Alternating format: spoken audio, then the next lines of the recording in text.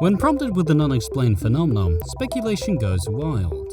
Whether it's Mew Truck in Pokemon Red or the nude code in Tomb Raider, us gamers like to stretch the truth. Imagination is a powerful tool. We foam out the mouth, spouting nonsense and expletives just in hope that someone will believe us. Some of us bamboozlers just want to see the world burn. But what happens when word of mouth spreads? Well, that's where myths become urban legends. I'm Aquadreams, and just remember, we are sad. No diagnosis needed. And today we're counting down the top 10 best video game urban legends. Just before we start, I have the code to unlock Naked Lara Croft. To unlock the Nude Raider, all you have to do is click that like button, subscribe, and hit that bell to get notified of every upload. Put on your Ushanka hat and get your pet bear called Bear and pour out some vodka for the motherland. We have a new comrade in our ranks. Welcome a plumber. His name is Mario. Communist. Mario. Is it just a random occurrence everything is red? I think not. Is there a reason why Mario's desire for power outrules every other citizen in the Mushroom Kingdom? With the throne being taken down in something that resembles, the Russian Revolution? With a resemblance of, Joseph Stalin? With the flag's emblem being the Star of Russia, we clearly have the king of the Soviet Union. And he's oozing propaganda to our children. Who knew Nintendo would let this fly? Communist Mario is a ridiculous urban legend. It coasts close towards conspiracy theory. But fortunately I've not seen this spoken out seriously. And if I did, I'd have to be handing out some clown licenses. Anyways, I'll stop stalling and we'll get on with the list.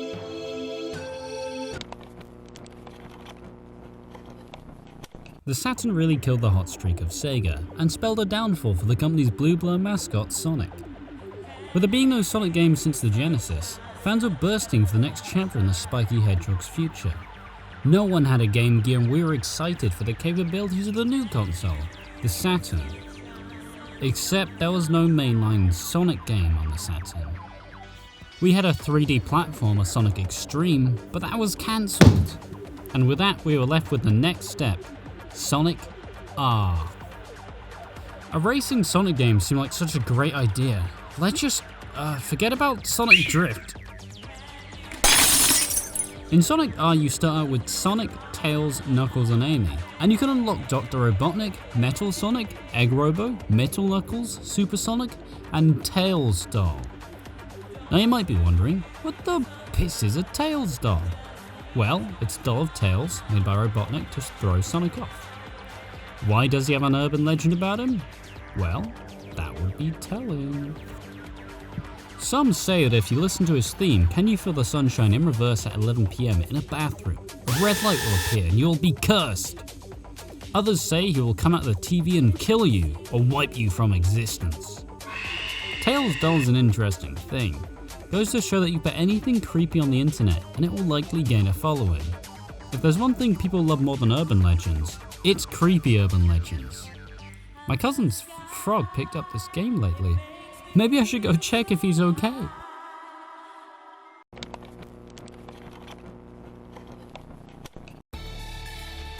Mortal Kombat's appeal, other than the blood, gore and fatalities, soon became the tits. Oh wait, I think someone made a typo. It says hidden characters? Who wrote this shit? Oh, it was me? Oh, piss. In Mortal Kombat 1 you saw glimpses of a secret fighter, Reptile. In 2 you proceed to see 3 more ninjas, the Edenian General Jade, the Grey Ninja Smoke, and the Shadow Palette Swap Ninja they called Noob Saibot. Well, in the audit menu for MK1, just below the Reptile Battles counter, we saw Ermax. With this interesting placement, people were convinced. What people didn't know is that it stood for Error Macro. It was the 90s and they didn't have widespread internet, come on now. They couldn't just hold a button and it did a quick fatality for them. They had to mash and try to learn. Ooh, scary. Developers proceeded to say, there is no Ermac in Mortal Kombat 2. With Ultimate Mortal Kombat 3, Ermac finally existed. You could finally play as the Red Ninja. Now, whether Ermac as a character has really evolved much since their introduction is a different story, but their initial exposure is one of legend. It's quite funny to think that Ermac exists because gamers put 2 and 2 together and made an entirely new character in the Mortal Kombat franchise. With Minecraft being one of the biggest games of the last forever, the legends were gonna continue to flow free. No lack of speculation videos started to pop up, showcasing a generic Minecraft Steve with a beard and white eyes. We discovered Herobrine. Herobrine in canon is the dead brother of Notch, with people theorizing he's a ghost, otherwise a demon, a bad omen, or definitely something like a Slender Man. Herobrine created random constructions, things like sand pyramids and long 2x2 tunnels. He just outright causes minor destruction, but enough that you will recognize it. Perhaps with Minecraft being so widespread and there being such a fever at the time, everyone knew and was ecstatic about what Herobrine means and whether it actually existed. Purely, it was a hoax, and it wasn't really a good one. It's a very barren and weaker concept, but it worked and blew up at the time. Apparently timing is everything.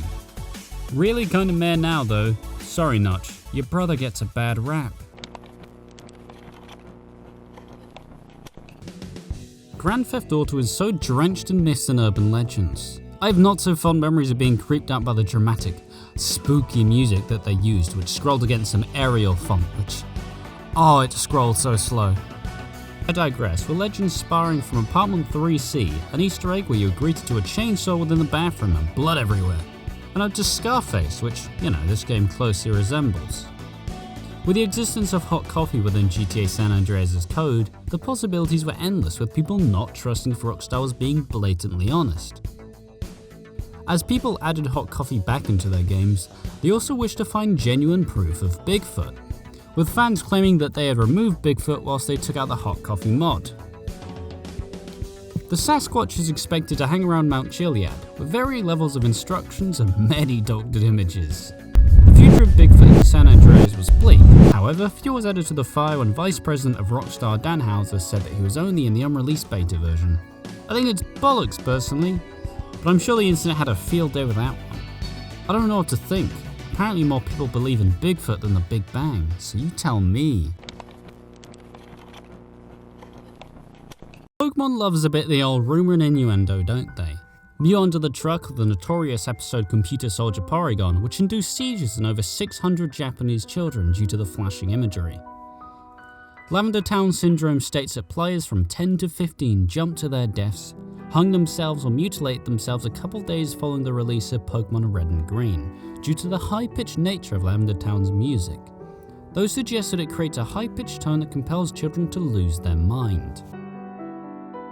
Something eerily fitting of the game's design, this urban legend is a favourite of mine, because it maintains such a fitting atmosphere for a town so spooky.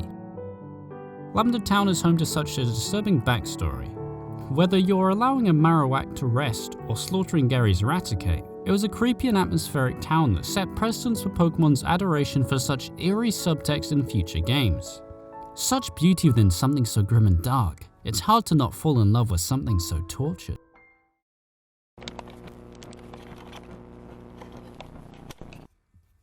In early 2000s, stories emerged about an 80s arcade game called Polybius. Story states that in 1981 in Portland, Oregon, an arcade cabinet produced psychoactive and addictive effects in the player. These cabinets were supposedly visited by men in black, where they would assess the data and analyze these effects, and soon after this, it would disappear entirely.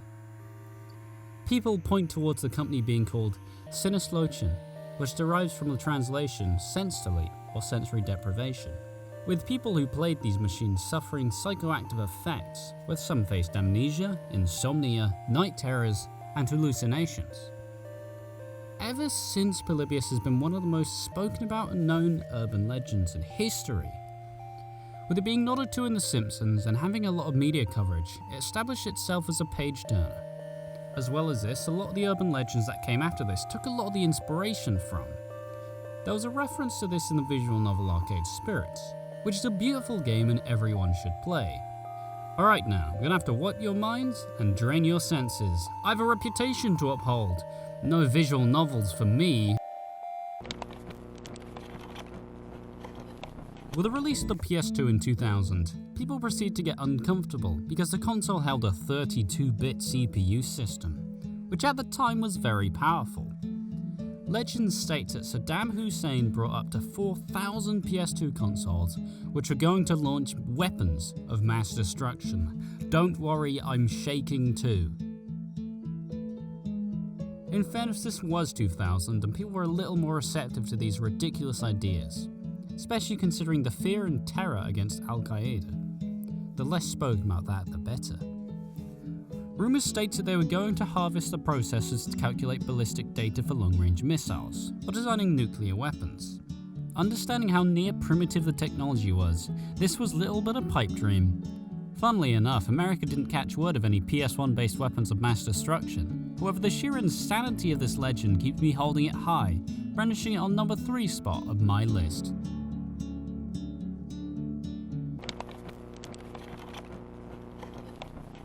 Super Mario 64 was released in 1996 and it features Mario collecting stars to save Princess Peach. It's a great game and holds up pretty well, all things considered. However, once we see Mario, we kind of expect Luigi, but he was nowhere to be seen. We had Yoshi barely at the end, but otherwise the Mario character roster was dire. Ever since, people have been searching vehemently about whether Luigi actually exists in Mario 64. But 25 years later, with a massive leak in the Mario 64 source code, people finally started to find Luigi was in Mario 64 all along. They spent so long crafting together the models and finally we had Luigi. Not that people weren't sure of the existence of Luigi in the game, but his completely storied history and further love and fascination within the community establishes itself as a fascinating little rabbit hole to delve into. Little did they know I found Luigi in Mario 64 on DS. Mine didn't take 25 years, you silly bastards.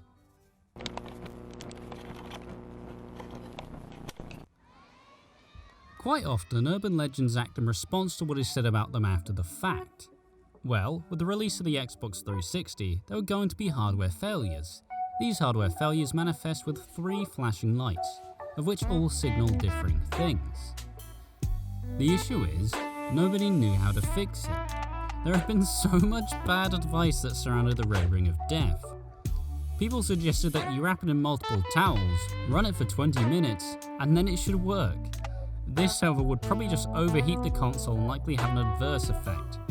Another suggests that you block the fans with cotton buds until it sorts itself out.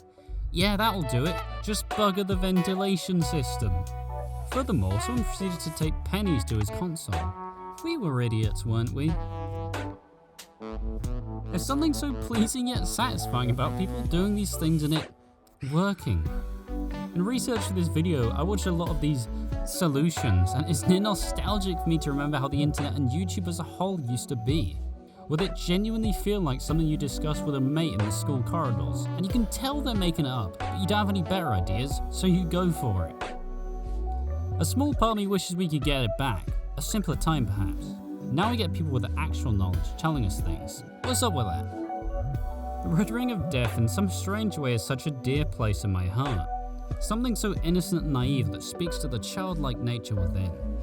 We've been sad. No diagnosis needed. And just remember, if this video is broken, make sure to send it to your friends, enemies, families, and fans. And if you've done that, then maybe, just maybe it'll fix itself. Thanks for watching the video. Don't forget to like the video, subscribe and press the notification bell to make sure you're first to see new episodes. Make sure to check out our other videos whilst you wait for the next video. And if you're feeling generous and want to see more and see it up to a week earlier, support us on Patreon, where you get access to our Discord server, bloopers, and have your name shouted out or written in our credits. Just because we're sad doesn't mean we won't tears.